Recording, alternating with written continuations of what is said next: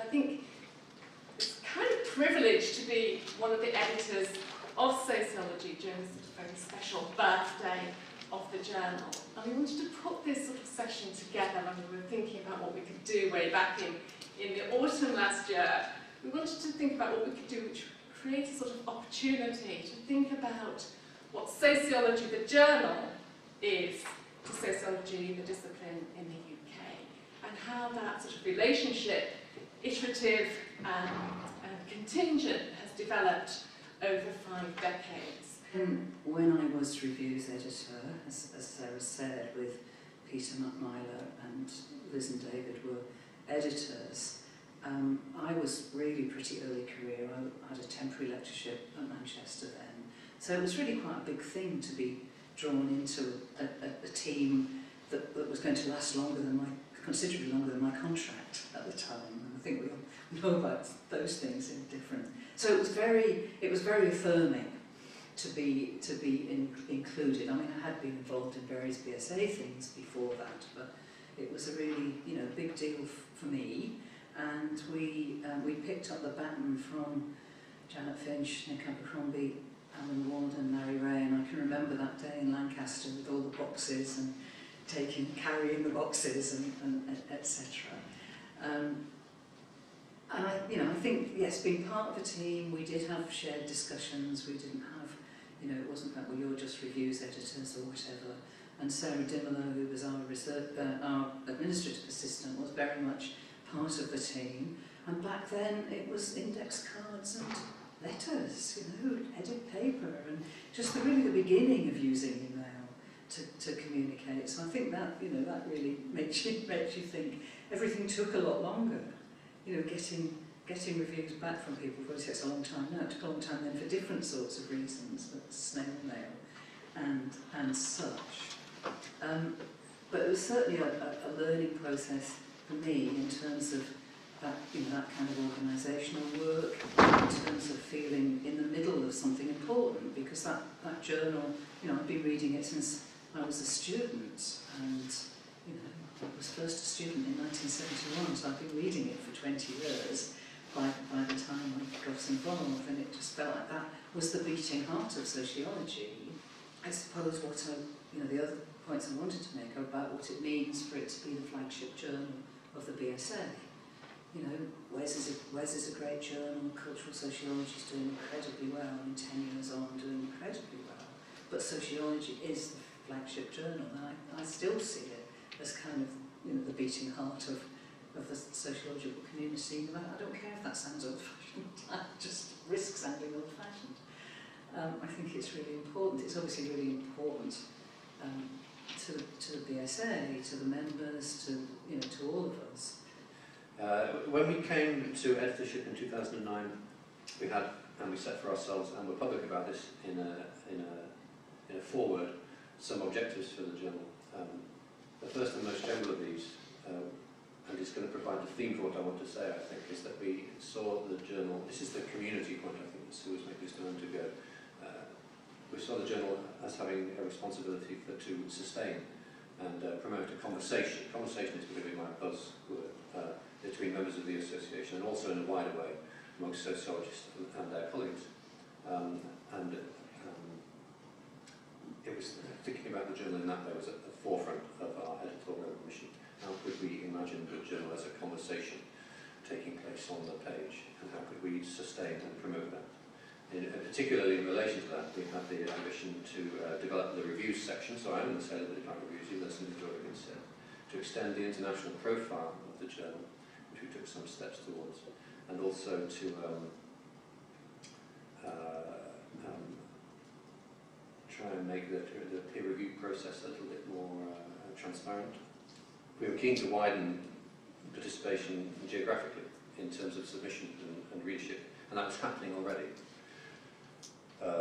So, insofar as it continued to happen under our period as editors, I don't think we can take that, directly attribute it to our efforts, but efforts we did make.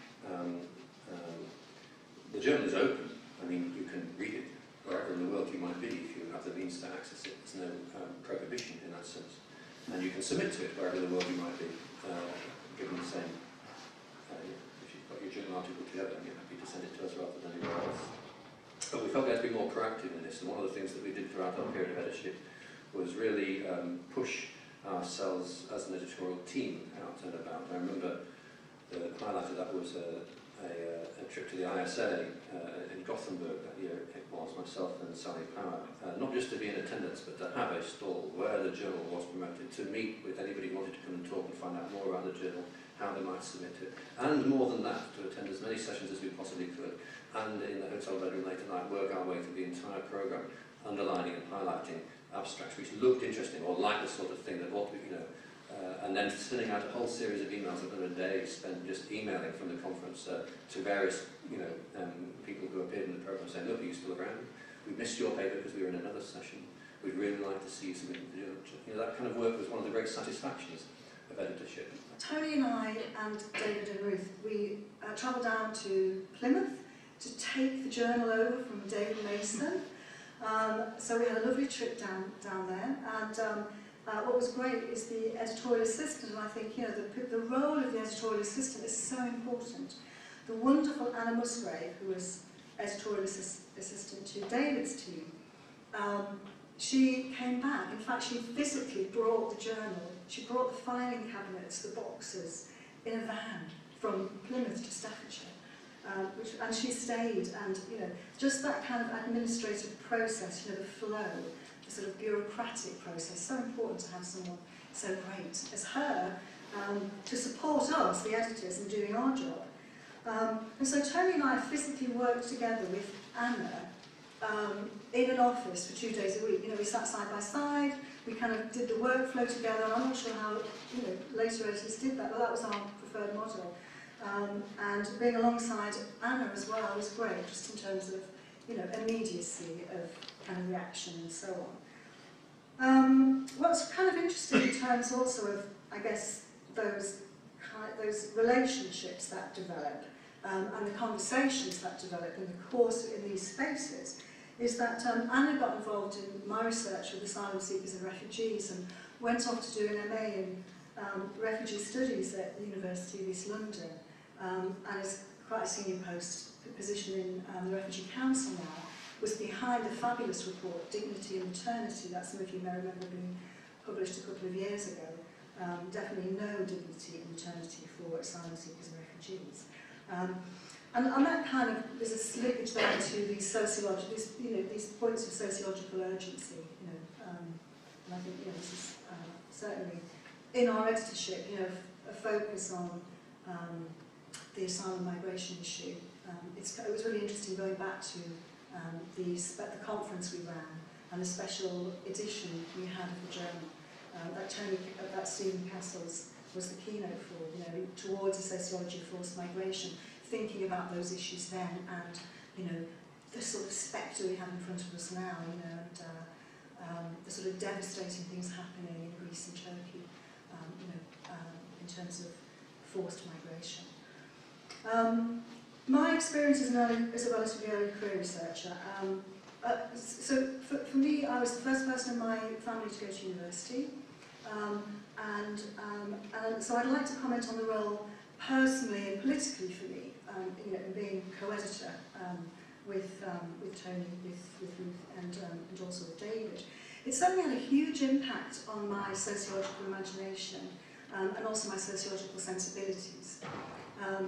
And it impacted not only on my own research, but on teaching and networking. It was incredibly powerful to be part of those kind of networks.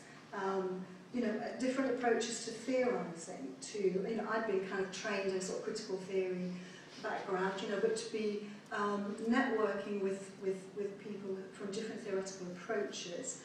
Obviously reading the papers was fantastic as well.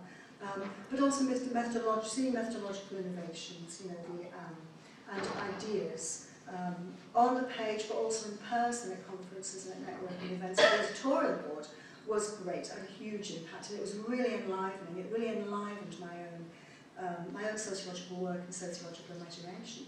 We, Kathy Pope and I, as editors, did run a special issue on the future of the research relationship, and I think that was interesting in terms of what it brought in, it certainly didn't bring in what we thought it would bring in. It brought in some things we weren't expecting. It didn't necessarily bring in all of the things that we thought might come in. But we like to think that was quite an interesting place to reflect on the changing nature of research practice and the relationship between researchers and researched. We did at the time have a number of concerns. One of them, I think, is this point about how the journal sits alongside more specialist journals. So crime and deviance, for example, is, I think, kind of not very noticeable in the journal now, because people tend to send publications in that area to more specialist journals. And as I've already mentioned here, this point about the strategist papers. So there are some things that editors can do to set agendas, but there are also limits as well.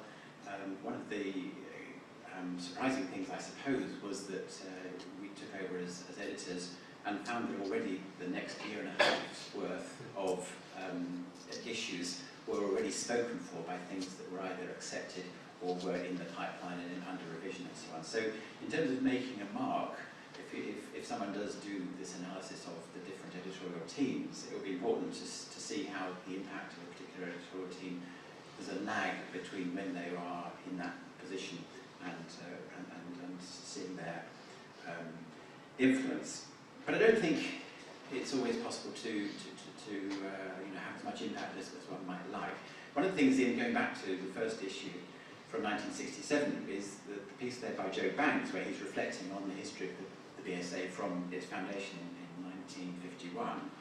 And he's talking about discussions within the BSA and about various agenda-setting activities or various agenda-setting ideas.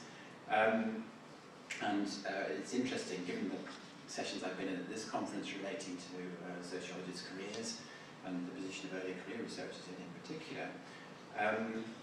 Back in the 1950s, there was a debate going on about the job prospects of early career researchers in sociology and the importance of training in order to improve their position when they were looking to get employment as sociologists. And then this other point, which is really a kind of forerunner of impact in the ref impact sense. And I'll just read it out. He says, this is Joe Banks, certain deliberations, for example those which led to the decision that the association should, where it was appropriate, make sociological evidence available to public bodies, have been ignored, largely because the occasions when this has been done have been neither numerous nor especially noteworthy. So people in those early days were struggling with trying to kind of get sociology out there and noticed and taken seriously by policymakers and others. And it's interesting to note as well that some of those early discussions that Joe Banks talks about also touch very much on interdisciplinarity, and some of the early meetings with BSA were incredibly interdisciplinary and included perhaps a majority of people who now, in terms of this question about who counts as a sociologist, wouldn't now be classified as sociologists. As Sue has already said, the current editorial team proposed, suggested, or at least asked the question about what is the role of book reviews in a journal. Now, I'm not for them or against them. I mean, I'm kind of probably slightly sceptical, to be honest. But I think the question people ought to ask themselves is that in a kind of multimedia age, when you can review books in Discover Society or 101 different outlets, and you can review them immediately on the web or in social media or in the LSE review of books and so on, what actual purpose does a journal review process serve? Now, when I was a student, it served the purpose that this is kind of where you cut your teeth. You kind of learned how to get into journals by trying to review books for them. That's not a bad thing to do, but there are plenty of other places to do that as well. But the other part of the evolution is that, I mean, Tom mentioned symposia, and one of the things we've tried to do is carry on with that policy, but also to try and refresh it in a way. I mean, I think it still did have this idea that somehow there were eminent people who were reviewing books by somebody else. And we've tried to get away from that by having people review each other's books, by having dual symposia, by having people respond to the other reviews in the pages of the journal and so on.